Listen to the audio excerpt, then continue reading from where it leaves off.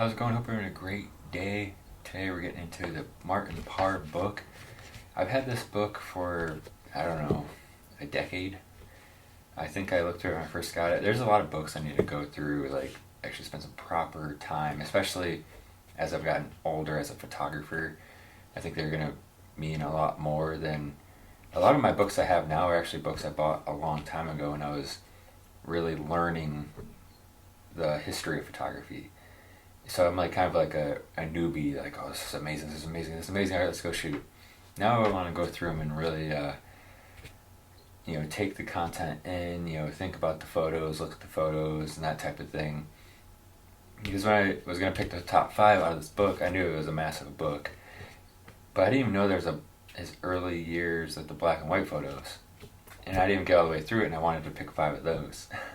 So I decided, let's do that. I'm picking top five of the black and white photos in here, and then we'll do another video where I pick the top five of his color photos. And before we get into the top five black and white photos here, I'm actually going to show a few more photos of this that sparked an idea for me. The photos are rad, and I think the idea is pretty interesting.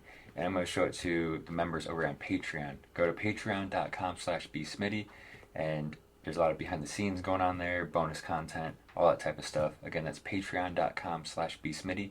Let's go on with this video with the top five black and white photos. So we're going to go with this photos here on the left.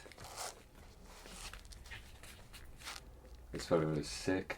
From 1972. I just really like how they're looking directly at the camera.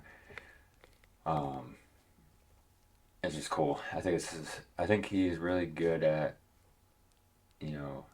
making things happen. And when I went through these black and white photos, I didn't get to the color photos this time, and I'm not going to look at them until I pick the top five. I don't want to. I want to be like almost surprised like I was with these black and white photos.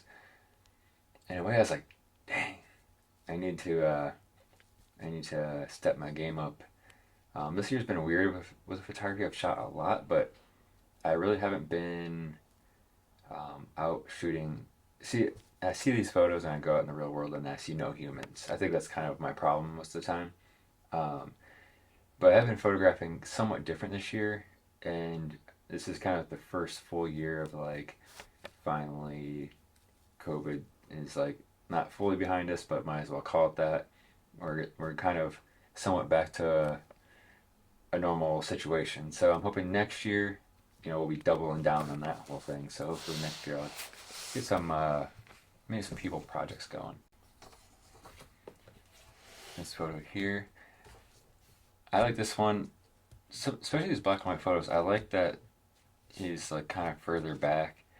For some reason in my head when I think of Martin Parr, I think of like up close, like really close food or hands or something. I think of close-ups.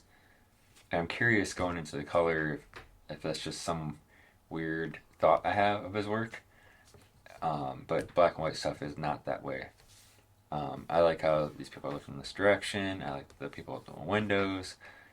Just a great overall photo. Makes you look around. I'm into this one.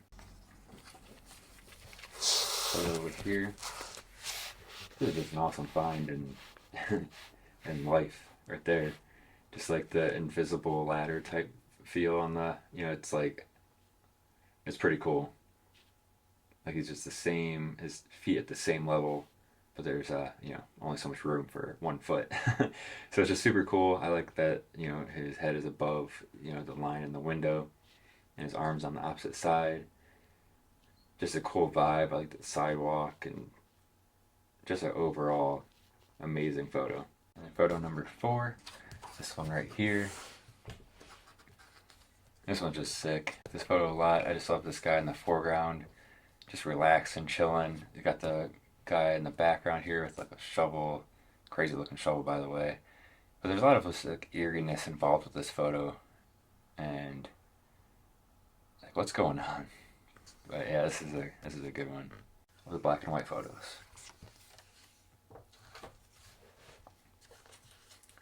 This I wanted to show because of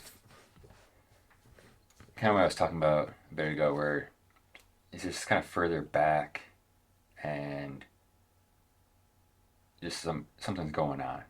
you know, I like the horse in the center. That's something I actually do. I just posted a short called Trick or Treat Photography, and it's not like this, but the concept is there. Where there was a one of those huge inflatable dinosaurs walking down the sidewalk, and there were some parked cars. So I just waited for that moment of like the dinosaur getting to there. The dinosaur ended up kind of stopping, and we were trick or treating. So it's not quite center, but like I just shot it the way it was and just moved on. You know, I was across the whole street, and you know, it is what it is. I actually like still how it turned out. So, but the concept was there of just like having things going on and something in the center beyond that, which is exactly what this is. And it kind of when I saw this, I immediately thought about my dinosaur photo. So, um, pretty rad. And these are kind of things I like looking out for. Obviously, the way I photographed that, and I like how this one turned out too here. And but yeah, so that's the top 5 photos from Martin Parr's book, and the black and white photos. I should say we have. I think this book has like 400 some pages, and this is page 137. Page 137. So there's still a lot of photos for me to go through to pick out. And I want to thank you for checking out this Martin Parr book with me. If you haven't yet, hit that subscribe button. I appreciate it, and I'll see you in the next video.